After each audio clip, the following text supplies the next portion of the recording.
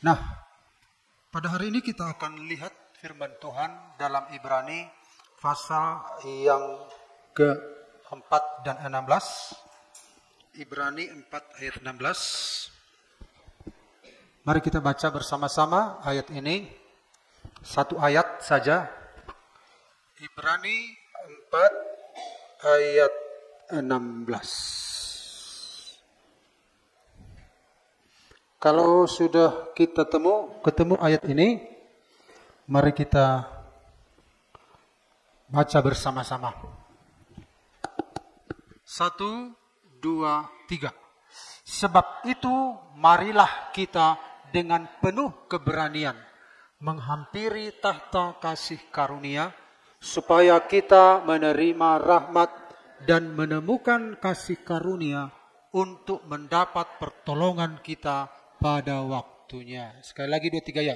Sebab itu marilah kita dengan penuh keberanian menghampiri tahta kasih karunia, supaya kita menerima rahmat dan menemukan kasih karunia untuk mendapat pertolongan kita pada waktunya. Haleluya. Nah, Bapak Ibu, kita lihat apa yang dituliskan oleh penulis Ibrani. Jadi kalau kita lihat kitab Ibrani ini dilatar belakangi, di sana dijelaskan tentang Yesus Kristus sebagai imam besar, pengantara kita ya. Kalau kita baca dalam ayat 14, karena kita sekarang mempunyai imam besar agung yang telah melintasi semua langit. Jadi melintasi semua langit, berarti ada banyak langit. Orang Yahudi mempercayai ada 7 langit. Tapi dalam perjanjian baru, Paulus menyingkapkan kepada kita ada 3 tingkatan langit. Ya. Tingkatan langit yang pertama yaitu yang ada udaranya. Kemudian tingkatan yang kedua yang tidak ada udaranya. Dan tingkatan yang ketiga, ya, yaitu tahta Allah. Nah, sebab imam besar yang kita punya bukanlah imam besar yang tidak dapat turut merasakan kelemahan kita. Sebaliknya sama dengan kita, ia telah dicobai hanya tidak berbuat dosa. Sebab itu, nah, marilah kita dengan penuh keberanian. Jadi sebab apa? Sebab kita punya pengantara. Siapa pengantara ini kepada Bapa? Yaitu Yesus Kristus. Nah, karena kita punya pengantara antara Allah dan manusia, yaitu Yesus Kristus, kita punya keberanian. Sebelum ada perantara, walaupun kita tahu Allah itu punya kasih, tapi kalau nggak punya pengantara, nggak bisa. Karena kita berdosa. Nah, jadi kita akan melihat di sini tentang tahta kasih karunia, ya, tahta kasih karunia. Seringkali kita bingung mengartikan kasih karunia, anugerah, rahmat. Kita bingung menempatkan di bagian-bagian mana nih. Jadi kalau kita lihat di dalam ayat 16, di sana ada kata kasih karunia, ada rahmat. Nah, kasih karunia ini seringkali kita artikan anugerah. Jadi bingung kita. Memang ini berulang-ulang di dalam Alkitab tentang kasih karunia, anugerah, rahmat. Tetapi ternyata maknanya beda dan penempatannya berbeda. Tapi memang sumbernya dari satu, yaitu Allah. Nah, kita nanti akan melihat penempatannya di mana. Akhirnya kita mengerti. Jadi kalau kita nyanyikan besar anugerahmu, nah kita mengerti apa itu anugerah. Nah, karena itu Bapak Ibu, kenapa dikatakan tahta? Bukan kasih karunia saja, tahta. Nah, tahta itu Bapak Ibu, kita diminta menghadap tahta kasih karunia. Nah, ada sebuah tahta. Tahta itu menunjukkan kedudukan. Tahta itu menunjukkan posisi. Jadi, tahta itu menunjukkan otoritas, kuasa. Nah, kalau Bapak Ibu lihat misalnya pengadilan, keputusan hakim itu dieksekusi kalau dia duduk di kursinya. Jadi misalnya kalau hakim beredar-edar begitu, Aku memutuskan, kau dihukum. Gak ada artinya. Tapi kalau dia duduk di posisi, dari sanalah dia mengambil keputusan, maka keputusannya itu punya nilai. Nah, tahta di sini berbicara tentang otoritas, tentang kuasa, tentang keadaan seseorang yang duduk di tahta itu. Tuhan, di manakah tahtanya? Tuhan itu suci, kudus, adil, benar. Tidak ada yang bisa dekat kalau berdosa. Tidak ada yang bisa. Tapi walaupun ada berdosa, dia itu tetap. Nah, jadi untuk menghadap Tuhan di masa lalu, tidak boleh sembarang. Karena itu Allah itu suci. Harus ada perantara. Kalau di zaman dahulu, kalau Tuhan mau turun di tengah-tengah bangsa Israel, harus diwakili. Misalnya Tuhan turun di atas gunung Sinai. Gak boleh rame-rame. Jadi kalau Musa naik di atas gunung, itu lereng gunung itu tidak boleh ada orang tinggal. Nanti mati. Paling Yosua yang diizinkan. Gak boleh ada binatang, gak boleh ada manusia. Karena kalau Tuhan hadir yang suci itu, dia bukannya kejam. Tetapi kesuciannya itu akan membunuh semua yang tidak suci begitu. Jadi bukan dia yang kejam, tetapi manusia yang berdosa itu tidak tahan. Akhirnya ia mati. Tetapi walaupun demikian, Allah ingin datang ke tengah-tengah umatnya. Tetapi Tuhan memberikan syarat. Maka Musa disuruh membangun kemah. Denah kemah itu begini denahnya ya. Ini gambarannya. Ini pintu gerbang. Disinilah tahtanya Tuhan. Hadirat Tuhan. Itu tabut perjanjian. Nah, untuk masuk ke sini harus melewati pintu gerbang. Semua orang harus ada di luar. Yang boleh masuk ke halaman ini hanyalah imam-imam Lewi. Ada mesbah korban bakaran, ada bejana. Nah, kemudian di sini ada kamar, bilik. Terdiri dari 2 ruangan. Ini diskat. Ruangan pertama disebut ruang kudus. Ruang kedua disebut ruang maha kudus. Nah, mari sekarang kita lihat ruangan ini. Kita lihat ruangan ini. Iya, satu. Kita lihat ruangan ini. Ruangan ini ditutupi oleh lapisan-lapisan yang begitu kuat. Sangat kuat ya. Tidak bisa ditembus oleh apapun ya. Kita lihat sekarang. Inilah kemah itu ya. Kemah itu. Inilah bilik yang saya maksud. Ini adalah api dan asap. Nah, di dalam kamar ini ada 2 ruangan. Jadi yang bisa masuk ke sini adalah imam-imam Lewi, nggak boleh sembarang. Kalau orang Israel tidak diizinkan. Harus orang-orang terpilih. Apalagi masuk ke dalam ini harus imam besar. Nah, ini sekarang kita lihat ada apa di dalam. Nah, di dalam bilik itu ini terbagi dari 2. Nah, yang pertama itu ada kaki dian, yang kedua meja roti, yang ketiga mesbah dupa. Mesbah dupa ya. Ini berbicara tentang meja roti ini, berbicara tentang firman Tuhan. Ini berbicara tentang terang kuasa Roh Kudus. Ini berbicara tentang pujian penyembahan. Bisa dicek dulu. Mana yang bermasalah langsung dicek ya. Kemudian ada sebuah ruangan lagi. Tidak boleh sembarang orang masuk.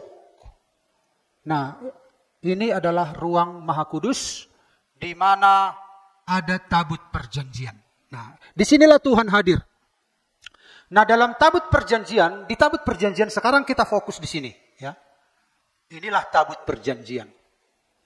Tabut perjanjian ini terbuat dari emas murni. Ya, disinilah darah anak domba dipersembahkan di antara dua kerub malaikat. Di dalam tabut perjanjian ada dua loh batu, ada tongkat Harun yang bertunas, ada manna. Nah, jadi Tuhan hadir ketika korban dipersembahkan. Tuhan hadir di sini. Inilah yang disebut tahta. Kehadiran Allah ada di tabut perjanjian. Dan untuk masuk ke ruang ini tidak boleh sembarang. Harus orang yang terpilih, yaitu imam besar. Imam besar Harun tidak boleh suka-sukanya. Hanya diizinkan sekali setahun. Sekali setahun, Bapak Ibu bayangkan. Karena apa? Enggak boleh sembarang. Tidak ada satu dosa pun yang bisa dekat dengan Tuhan. Nah, kalau imam itu berdosa, di kaki imam itu diikat ya. Kalau dia melayani masuk ke dalam ruang Maha Kudus, itu kakinya itu diikat. Dan di jubahnya itu ada giring-giring. Jadi kalau dia sedang memercikkan darah di sini, bunyi-bunyi giring-giring itu, kring kring kring kring. Nah, orang yang ada di sini mendengar, oh berarti imam besar masih melayani. Tuhan tidak menghukum dia. Berarti Harun berkenan. Jadi kalau ada imam besar yang contohnya gak bunyi lagi giring-giringnya itu, berarti udah mati. Nah, tali itu akan ditarik karena gak boleh sembarang masuk. Berarti dia sedang dihukum oleh Tuhan. Itulah saudara-saudara, susahnya menghadap Tuhan bukan karena kekejamannya, tetapi karena kesuciannya. Karena manusia telah berdosa, ketika Adam dan Hawa jatuh ke dalam dosa, bukan hanya Adam dan Hawa yang berdosa, bumi dan segala yang ada di atasnya terkutuk. Dosa, manusia yang berdosa, tetapi semua berdampak. Pepatah mengatakan, satu orang makan cempedak, semua orang kena getahnya. Makanya minggu yang lalu kita belajar tentang satu orang. Satu orang yang menyebabkan dosa, kematian, dan hukuman. Tetapi satu orang mendatangkan keselamatan, kehidupan. Nah, jadi pelajaran yang kita lihat di sini Bapak Ibu. Dalam Ibrani pasal yang keempat, marilah kita dengan penuh keberanian menghampiri tahta kasih karunia. Jadi kita lihat Bapak Ibu, 3 kebenaran tentang tahta kasih karunia di dalam perjanjian lama, di dalam perjanjian baru. Yang pertama, kebenaran yang pertama kita lihat di sini adalah dalam arti kasih karunia. Kita lihat dahulu, apa itu kasih karunia? Dalam bahasa Yunani, charis. Charis itu artinya kemurahan hati Allah.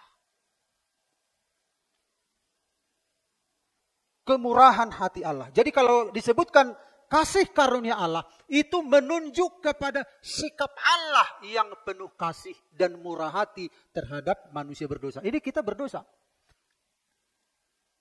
Di dalam diri kita sudah banyak ya borok-borok dosa.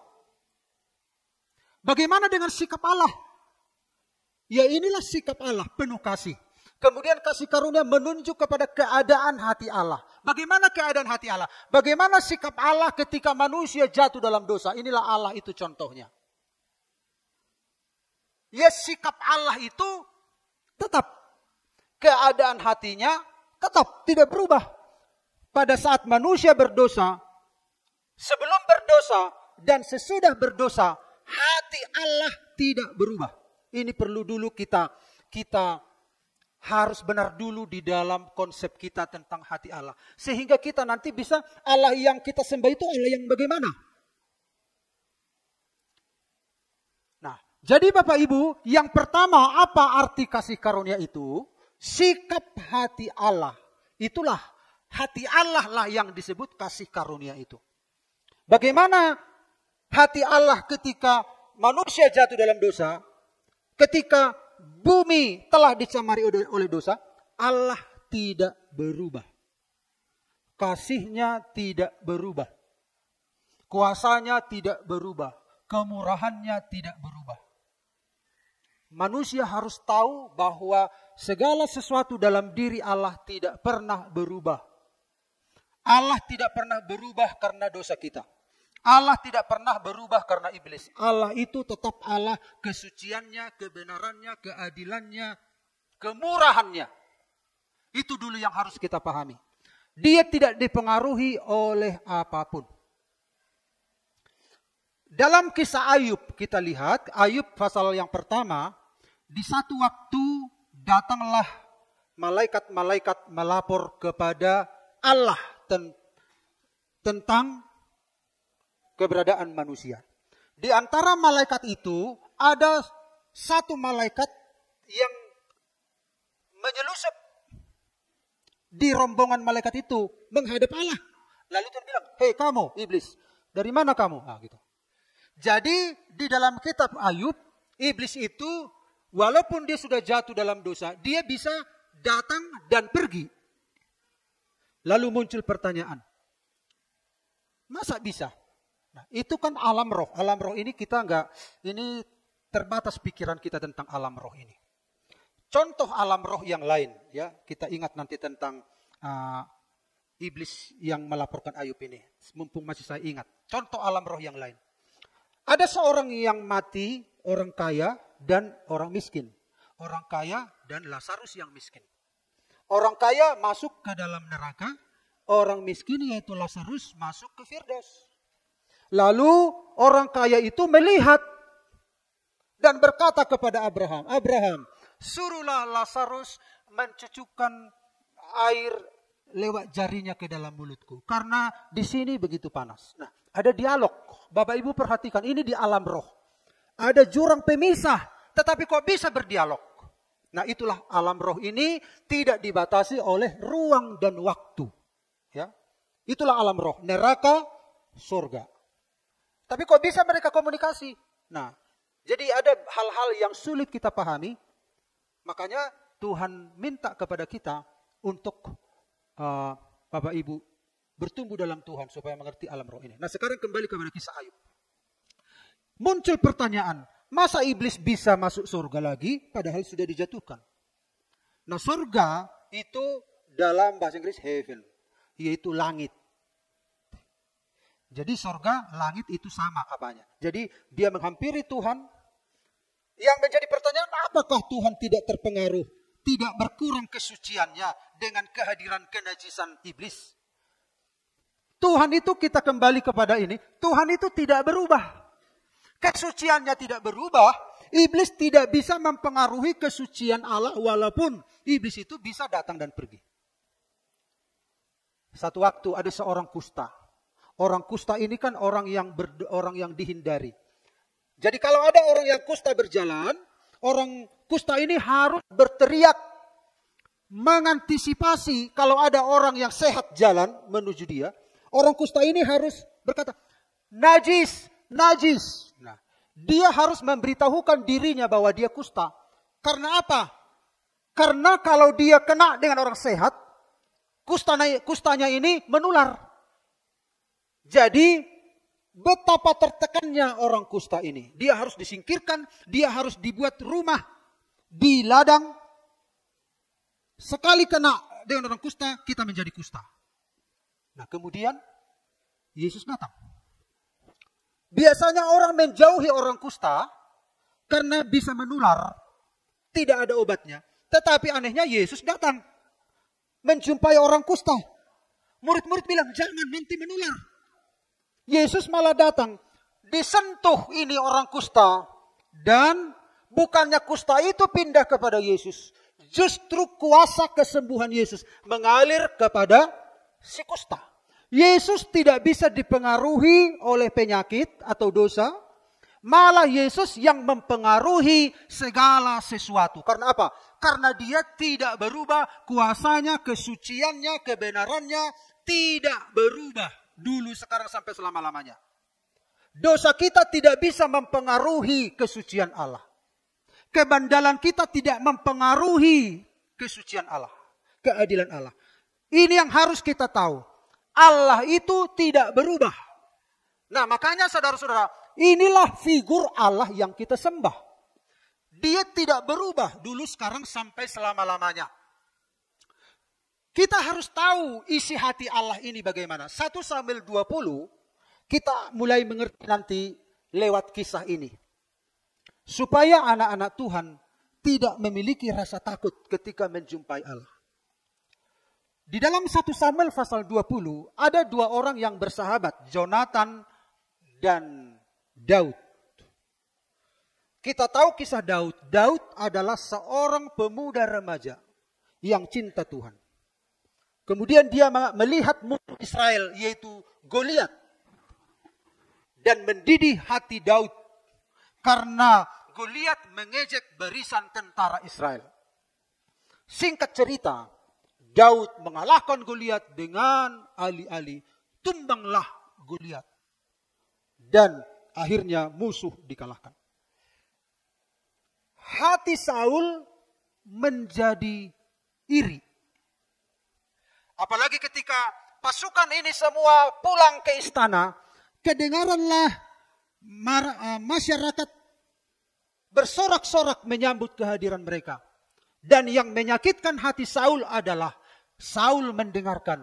Saul mengalahkan beribu-ribu musuh, tapi Daud mengalahkan berlaksa-laksa. Maka cemburu, iri hatilah Saul. Hari ini saja Daud sudah diberi kehormatan yang luar biasa. Berarti tahta ini pun akan diambil oleh dia. Karena semua tertuju kepada Daud. Tapi Daud adalah seorang anak Tuhan yang tidak ada motif apapun. Yang dia tahu adalah dia bersama dengan Allah. Karena cemburu, karena iri hati, maka sewaktu-waktu roh jahat mengganggu si Saul. Jadi kalau muncul cemburu, iri hati, itulah pijakan iblis untuk masuk ke dalam seseorang. Makanya iri hati harus dibuang. Amin. Rasa cemburu, rasa dengki, itu karakter iblis. Iblis senang tinggal di sana. Ketika Raja Saul merenungkan di istananya tentang pencapaian Daud, maka roh jahat menghinggapi dia. Maka dia seperti orang yang dirasuk oleh setan. Lalu dicarilah ke seluruh negeri. Siapa yang bisa mengusir roh jahat ini? Kedengaranlah, ditemukanlah Daud anak Isai yang pintar main kecapi. Dia bisa memainkan kecapi di hadapan raja supaya raja sehat sembuh. Dipanggillah Daud. Ketika Saul ini kerasukan, maka Daud membunyikan kecapinya, memuji Tuhan. Keluarlah iblis itu. Senanglah si Saul. Berulang-ulang demikian.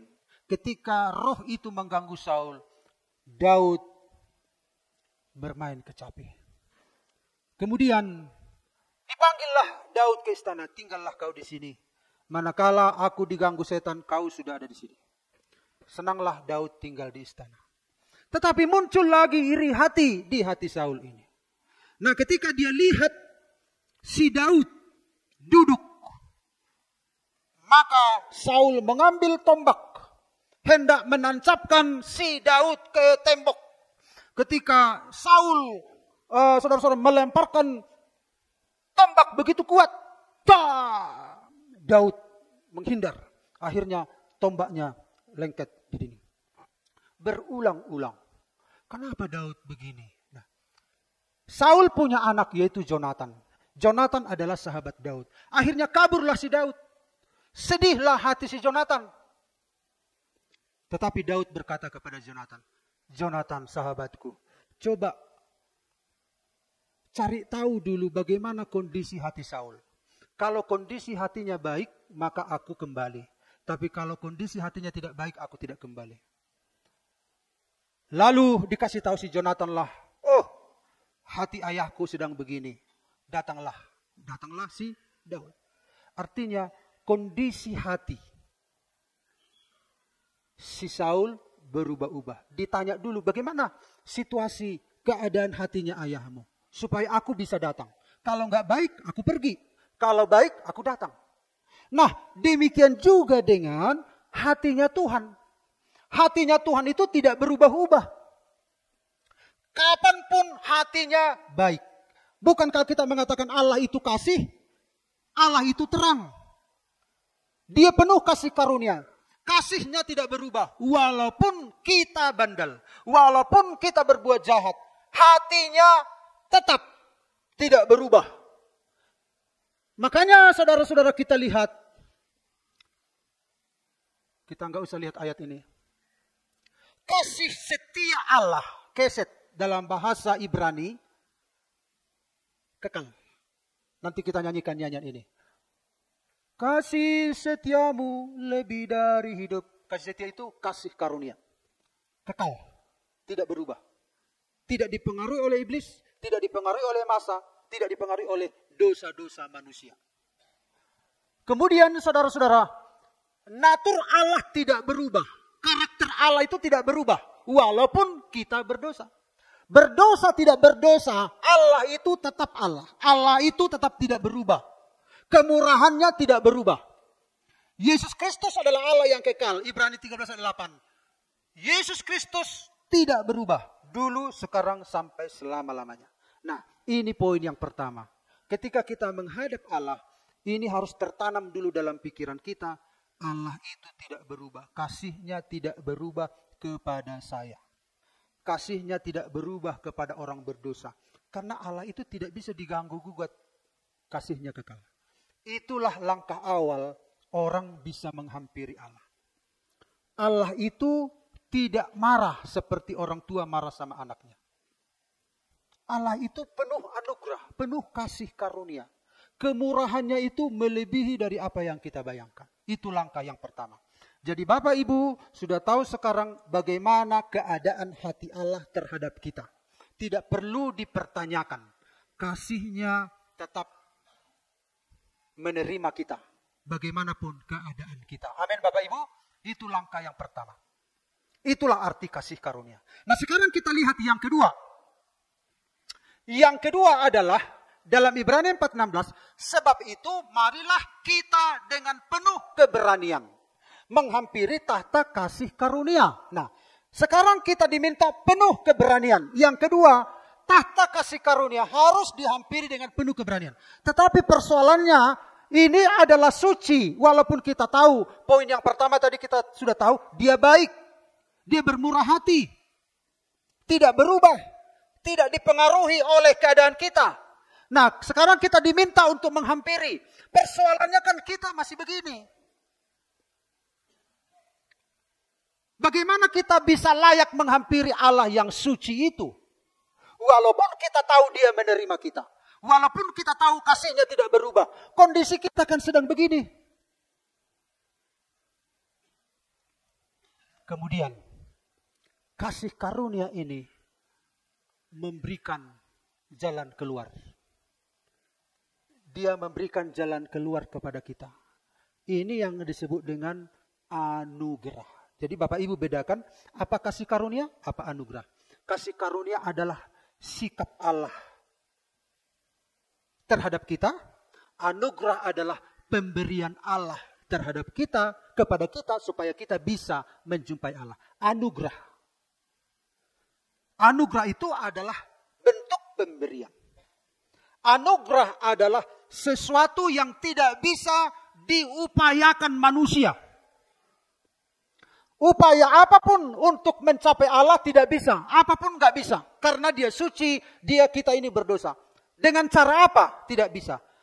Allah memberikan pemberian kepada kita dengan cuma-cuma. Dia memberikan pemberian. Pemberian inilah menjadi jalan bagi kita untuk menghampiri Allah. Jadi anugerah ini Allah yang mengaruniakan. Bukan karena kita yang melakukan. Alkitab mengatakan bahwa segala kebaikan manusia bagikan kain kotor. Apa yang bisa saudara andalkan di hadapan Tuhan? Gak bisa. Dari pihak Allah lah yang memberi solusi. Manusia tidak bisa memberi solusi. Allah lah yang memberi solusi. Kita semua sudah layak dihukum. Tetapi dia memberikan keselamatan dengan gratis. Gratis bukan karena murah. Gratis karena kita tidak bisa membayar. Itulah anugerah. Anugerah itu terdiri dari dua, yaitu anugerah umum dan anugerah khusus. Apa itu anugerah umum? Tuhan memberikan anugerah umum kepada semua manusia, tetapi anugerah khusus hanya kepada sebagian manusia. Apakah anugerah umum itu? Anugerah umum itu adalah berdosa atau tidak berdosa, jahat atau tidak jahat, itu anugerah umum. Contohnya apa? Matahari diberikan kepada orang baik dan orang jahat. Tidak usah percaya kepada Allah. Allah ada atau tidak, ateis atau tidak, beragama atau tidak. Anugerah berlaku bagi semua manusia. Itu disebut anugerah umum. Diberikan matahari, diberikan hujan, diberikan udara, nafas. Padahal ateis ada, si pelebegu ada. Kok diberi? Karena memang Allah itu penuh kasih karunia. Diberikan anugerah, itu pemberian Allah. Tetapi anugerah khusus ini hanya bisa diterima oleh iman. Apa anugerah khusus ini? Yesus Kristus. Karena begitu besar kasih Allah akan dunia ini, sehingga ia mengaruniakan anaknya yang tunggal. Anaknya yang tunggal itulah anugerah. Anugerah itu adalah Yesus Kristus. Anugerah itu adalah kebenaran. Anugerah itu adalah Roh Kudus. Anugerah itu adalah hidup yang kekal. Anugerah itu artinya tadi sesuatu yang tidak bisa diusahakan manusia. Manusia tidak bisa menghampiri Allah kalau Allah tidak menganugerahkan jalan kepada manusia. Akhirnya manusia menerima dengan iman. Harus diterima. Yesuslah anugerah itu. Nah, kalau dikatakan kita menghampiri Allah dengan penuh keberanian, karena kita sudah menerima anugerah, yaitu Yesus Kristus. Jangan coba-coba menghampiri Allah kalau belum terima Yesus.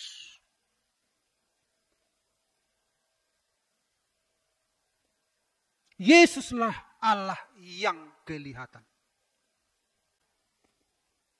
Allah itu tidak kelihatan. Allah itu roh. Tidak kelihatan. Jadi kalau kita menyembah Allah, ya Allah, jangan-jangan dia tidak ada. Tapi kenapa kita percaya kepada Allah? Karena Allah yang tidak kelihatan itu, satu-satunya Allah yang tidak kelihatan, menunjukkan dirinya hanyalah Yesus Kristus. Berarti Allah yang ada adalah Yesus Kristus. Di luar Allah yang tidak menunjukkan diri, berarti tidak ada. Allah yang benar harus menunjukkan diri. Siapakah dia? Yesus Kristus, Allah yang menjadi manusia. Akhirnya manusia berkata, oh ternyata Allah ada. Lewat siapa? Yesus Kristus. Allah yang tidak kelihatan menunjukkan diri. Makanya kalau orang tidak percaya kepada Yesus Kristus, tidak mungkin berjumpa dengan Allah yang benar. Karena Allah yang benar hanyalah menampakkan diri lewat Yesus Kristus. Kalau tidak lewat Yesus Kristus, Yesaya berkata, Allah bangsa-bangsa adalah imajinasi. Allah bangsa-bangsa adalah hampa. Tetapi kita menyembah Allah yang real. Karena dia menunjukkan dirinya bagi kita. Amin. Makanya inilah alasan Yesus berkata, akulah jalan, kebenaran, dan hidup. Tidak ada seorang pun yang sampai kepada Bapa kalau tidak melalui aku. Orang berusaha sampai kepada Allah tidak mungkin. Karena Allah yang tidak kelihatan hanya menunjukkan diri lewat Yesus Kristus. Hanya Allah kita yang berani menampakkan diri. Karena memang dia ada. Allah yang tidak menampakkan diri berarti tidak ada. Makanya bersyukur saudara percaya kepada Yesus Kristus. Allah yang real. Allah yang nyata. Sang pencipta langit dan bumi ini. Amin. Pencipta dari yang tidak ada menjadi ada. Tetapi kita harus menerima Yesus, menerima anugerah khusus, menerima pemberian ini dengan iman. Iman itu adalah jalan menerima. Makanya dikatakan iman adalah dasar dari segala sesuatu. yang belum kita lihat dan bukti dari segala sesuatu yang kita harapkan dan bukti dari segala sesuatu yang belum kita lihat. Nah sekarang dia sudah ada dalam hidup kita. Dia adalah tiket. Dia adalah alasan. Kalau tidak menerima pemberian dari sini, orang tidak bisa masuk ke sana. Nah sekarang kita sudah menerima anugerah ini.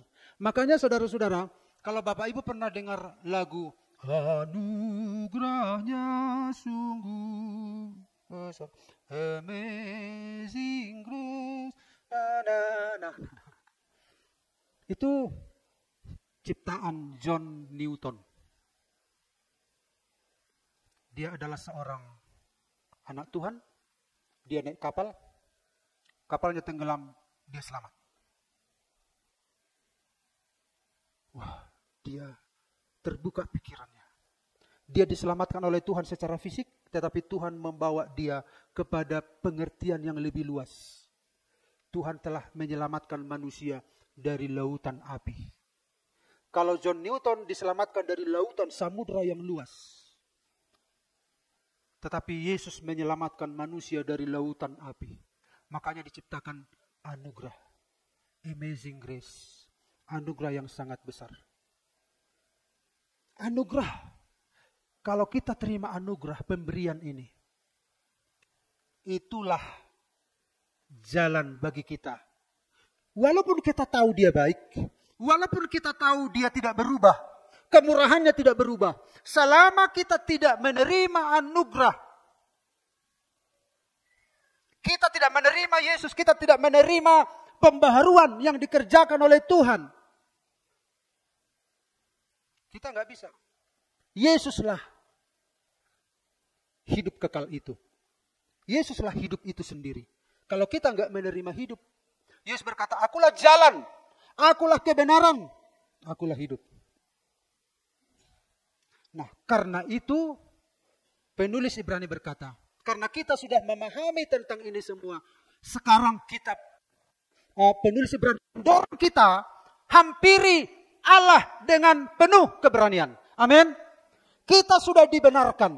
Kita adalah anak-anak Allah. Kita sudah terima Yesus dalam hidup kita. Jangan takut menghampiri tahta kasih karunia di mana kemurahannya tidak berubah.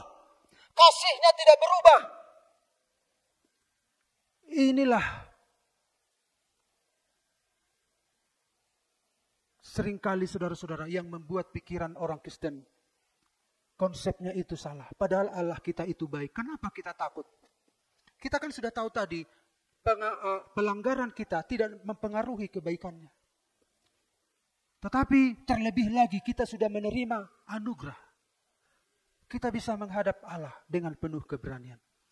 Kenapa penulis Ibrani mendorong kita menghampiri Allah dengan penuh keberanian? Supaya apa? Supaya kita menerima rahmat, belas kasihan. Menemukan kasih karunia untuk mendapat pertolongan kita pada waktunya. Supaya apa? Supaya kita mendapat pertolongan. Dialah sumber pertolongan kita. Dialah jawaban dalam kehidupan kita. Segala sesuatu yang kita butuhkan, dialah jawabannya. Amin. Haleluya. Di dalam dia tersedia segala sesuatu. Kita punya akses minta pertolongan kepada Allah. Karena kita telah diperanakan menjadi anak Allah ketika kita percaya kepada Yesus Kristus. Kenapa kita takut meminta? Karena kita kadang membandingkan Allah itu seperti orang tua kita sendiri. Bodoh, rohana. Bodoh, ijalo na nga, bodoh na. Ingat, hati Allah itu tetap tidak berubah. Dari tahta kasih karunia kita menerima rahmat. Dari tahta kasih karunia kita menemukan, mengalami Allah dengan nyata. Anak-anak Tuhan bisa mengalami Allah. Allah kita bukan hanya diimajinasikan. Allah kita itu bisa dialami. Makanya kenapa Tuhan berkata kepada Nikodemus, kamu harus dilahirkan kembali. Supaya apa? Supaya bisa dialami. Allah itu bisa dialami. Allah itu bukan hanya dipikirkan, tetapi dialami secara real. Makanya Paulus berkata, yang ku kehendaki adalah mengenal dia. Alami Allah. Seperti saudara mengalami udara yang saudara hirup. Saudara hirup. Begitulah kenyataan Allah itu. Kenapa kita harus berani menghadap Allah? Supaya kita mendapat pertolongan. Kita mendapat pertolongan tepat waktu. Kita membutuhkan pertolongan. Amin. Kita semua butuh pertolongan. Anak-anak kita harus ada uang sekolahnya, kebutuhan rumah tangga kita. Dia tidak hanya menyediakan saudara-saudara sorga bagi kita. Tetapi pintu rahmatnya terbuka bagi kita. Sampaikan segala keinginan hatimu dengan permohonan doa, dengan ucapan syukur. Sampaikan semuanya. Bapa di sorga sangat baik dalam hidup kita. Tidak ada intimidasi, tidak ada rasa takut. Hal-hal kecil, hal-hal besar bagi Tuhan sama saja. Perlu kita mengenal Tuhan itu. Makanya penulis Ibrani mendorong. Ayo jangan takut. Jangan takut. Minta pemulihan, minta kesembuhan, minta jalan keluar. Anaknya sendiri diberikan kepada kita. Apalagi kebutuhan-kebutuhan kita. Kebutuhan kita sehari-hari. Dia adalah jawaban. Kemurahannya lebih besar daripada hidup kita. Dia sangat mengasihi kita semua. Amin. Haleluya, haleluya, haleluya. Amin. Haleluya, haleluya, haleluya. Oh, haleluya. Haleluya. Pemain musik silahkan datang ke depan. Kesimpulannya adalah tahta kasih karunia menuju pada sikap hati Allah. Sikap hati Allah. Hati Allah tidak berubah terhadap saudara. Kelemahan, kekurangan saudara, hatinya tetap. Tidak seperti kita orang tua berubah. Enggak, Allah itu tetap hatinya. Kemurahan hatinya tidak bisa diganggu-gugat. Kemudian dia memberikan anugerah untuk menolong kita, menyelesaikan, mendamaikan kita. Kalau kita merasa kita tidak layak, ada Yesus Kristus yang mendamaikan kita. Dia mengorbankan darahnya bagi kita. Mencurahkan darahnya supaya kita bisa berbalik kepada Allah. Dia anugerahkan kepada kita dan hanya dapat diterima dengan iman.